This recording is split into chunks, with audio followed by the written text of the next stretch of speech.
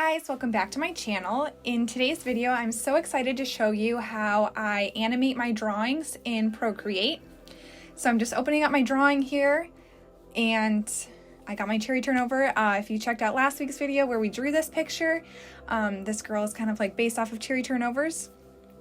So I have my drawing and I have flattened it so it's all on one layer, and I'm going to be setting that as my background layer, and then the other layer you might have seen was just her eyelashes. I kept those on a separate layer because I'm going to be changing those in each frame. So once I have my background set, I'm just adding a new frame, and I'm going to go ahead and I color picked a color from her eyelids, and I'm just going to go ahead. The first thing I'm going to be doing is I'm drawing her blinking. So to do this, I go frame by frame and I just draw in her eyelid a little bit more closed, so like a little lower from where it ended in the frame before that. And in this first one I messed up a little. I forgot that I had her eyelashes on a separate frame, so I was thinking I had to cover them up, so I spent a long time covering them up for no reason in this first one. And the way I like to animate is I like to go like element by element, and I don't know if you can really call it animating. It's more like a moving picture, like moving elements in a picture, I guess. So my most complicated, I guess you could say, element is going to be her blinking, so that's the one I start with, and I like to get all my frames of her blinking, and then I'll work within those frames to add in like everything else. So here I'm going, like I said, frame by frame, and I'm just making her eyes close a little bit more each frame, and I like to zoom out and make sure that her eyes are evenly closed in each frame. It would look weird if one eye was more open than the other. And one thing to keep in mind is how fast you want them to blink. So I like to do all my animations in 12 frames per second, but that part doesn't really matter. If you just want to focus on if you want the blink to happen quickly and like not be as noticeable, I like to make them like blink a little bit slower and look more sultry, I guess. It's like the big part of my animations. So to make it happen slower, I'm gonna do more frames of blinking, and in each frame the eyes are only gonna close like a very tiny little bit. If you wanted the blink to happen faster, you could make it only take 2 or 3 frames, and then obviously the eye is going to close you're going to draw it closing more, whereas I'm drawing the line right below it. You would want to close it either like a third of the way or halfway, and your blink would happen quicker and it wouldn't be as noticeable. So here I want it to go slower, so I'm drawing each frame of the next frame of her eyelid. It's very close to where it ended before. And another thing you want to remember to keep in mind is you want them to close evenly between each frame. You don't want to have like her eye closes like halfway between one frame and the next and then only a tiny little bit. You want to kind of space those out evenly so it's the eye is closing the same amount between each frame, so it's just like smooth and natural looking. So here I'm going. It's pretty self-explanatory. I'm just drawing that farther and farther down, adding in her little makeup bits, and I'm not too worried about the blending on that. It doesn't have to look really that good because her eyelashes are going to cover a lot of this. And almost done. Fill in that eyelid one more time. I'm just drawing. I will draw the line, and then I kind of just draw a shape up to that like crease in her eyelid, and I just color fill that and then add in that little makeup detail. And then I do one more frame so her eyes are completely closed.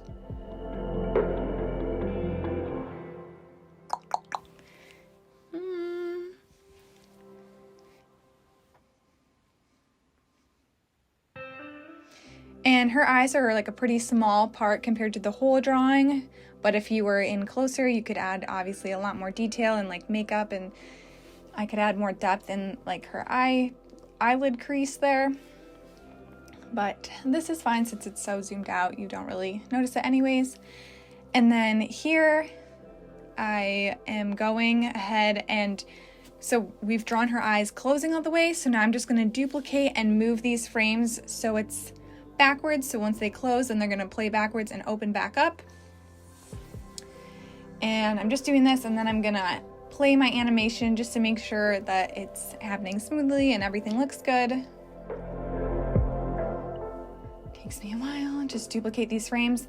And if you get confused, it's kind of hard to tell like which frame you're on. You can go up in your layers tab and it'll actually like say you duplicate frame 3. If you go up in your layers tab, they'll both, the one that you just made and the one you duplicated and the duplicate will both be named frame 3. So then it's kind of easier to see like which order it'll go in. It'll go like 1, 2, 3, 4, 5, 5, 4, 3, 2, 1. So that's just a little helpful tip. And then also you want to make sure that when the eyes are completely closed and when they're completely opened, you want those frames to last, not the frames. You want to duplicate those frames so there's like 2 or 3 frames of them closed, and then if you want her eyes to be open for a longer period in between, you want to duplicate, you want to have more of those layers or more of those frames so it's lasting longer. And just them closing at the end for, like I said, more than 1 frame, it just makes everything look more natural. And then here I'm just playing that and I decide that looks good. So now it's time to go in and add the eyelashes. I think I'm just playing with different settings here. Making some more duplications. Oh yeah, here I'm making her eyes stay open longer, so she kind of like, she's not blinking like rapidly all the time. She's like kind of blinking and then her eyes are open for a while and then she'll blink again and then her eyes are open for a while. And then once I'm happy with that, I want her eyes to be open a little bit more. I could have cut some of this out, but you just want to play around until you're happy with it. And then it's time for a snack break. Yeah, you can see my cherry turnover. Yes. I love cherry turnovers. And then you guys, I am so mad. I know for sure I recorded this because I literally have myself on camera hitting the screen record button. Like literally, here's my proof. And I don't know what happened. It just didn't save. So I'm gonna go through, I got all her eyelashes done. I'm gonna try and go through frame by frame and just explain how I animate the eyelashes. So when her eyes are fully opened, the eyelashes are kind of pointing upwards. And then as they close, once they're all the way closed, the eyelids are going to be kind of pointing down. So you want to just transition from them going up to them going down. And then because the eyelashes are curved, when her eyes are like half opened or half closed, because the eyelids are curved, they're going to appear shorter because we're only seeing half the curve. I don't know if that makes sense. If we were seeing her from the side, we would see the whole lash, but because she's like facing us and the curve is coming towards us, they're just gonna look shorter, but like fuller. You wanna keep them nice and full. And then here you can see when her lid is fully closed, the eyelashes kind of go down. And I also like to make them go outwards towards the outside of her face a little bit. You can kind of see, hang on. When her eyes are like fully opened, I have her lashes like curving around her eyes, so her inner lashes kind of face towards her nose, towards the middle of her face. But then I would like to gradually change them as they close so that they all face like towards the outside. And one thing I like to also keep in mind is you want the lashes to look even between each frame. So you don't want to have one frame where she's got like super mega lashes and one frame where they're like super thin. You want to keep them like the same number of lashes from frame to frame, which is it's easy when you have like the onion skinning on. You can see, you can kind of see where like how many there are and like where they end and stuff.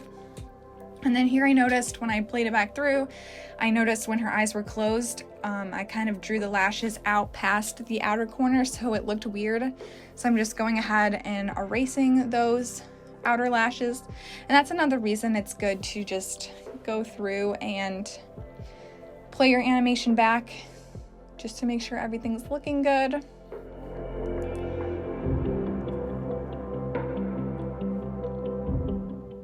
All right, so then once I am happy with her blinking, I am ready. I like playing in this, like watching it. But once I'm done with that, I'm gonna go ahead and I want to make some snow falling, make it look nice and wintry. So I picked a light blue color, and then I'm picking a nice soft brush to make it look kind of like it's in the distance. And then I'm going from the beginning of my animation, I'm clicking on one frame, adding a dot, going to the next frame, adding a dot a little bit lower. Go to the next frame, add a dot, go to the next frame, add a dot. And you'll see this, I kind of move my screen down here in a little bit. And it's okay, I want it to look like, not like windy, but like it's like fluttering down, so I'm okay with my dots being like a little bit to the left or right. They don't have to be perfectly in a nice straight line. And then I'm just going here, you can see, go to the next frame, draw a dot, go to the next frame, draw a dot, go to the next frame, draw a dot. And this part is honestly so easy. This took like no time at all. And then I play that through and just make sure everything looks good. And I like to make sure too that my snowflake is ending, it's going off the page at the bottom, so the playback, like when it's looping again and again, like repeating, you can't tell like right where it cuts off because it's going off the page. Here I'm just doing one on the next side, on the other side. And then play that and make sure it looks good. And I like that. And then I'm just going to change my brush size and my color a little bit just for some variety. So some snowflakes look farther away, some look closer, smaller, bigger. So I'm just going frame by frame, dot, dot, dot. And also in some of these, I made like these ones where they go all the way down. That looks weird because I have my time sped up, but what was I saying? Oh yeah, these ones are all going in front of her face. And then I also add in some where they kind of go behind her head. So when it like hits her hair, I just, I don't draw them in front of her face. I just end it where her hair is. And then once I have all those in, then I want to add in a few more, but not at frame number 1, because these are all starting at frame number 1 and then like they're all falling at the same time. I want to start like towards the middle and add in more snowflakes starting later in the frame. So again, it's not like a repeating loop. You can't tell that it's a loop as much. And in some of those, because I want them to go off the page, I kind of like just curve them around and make them go off the side of the page.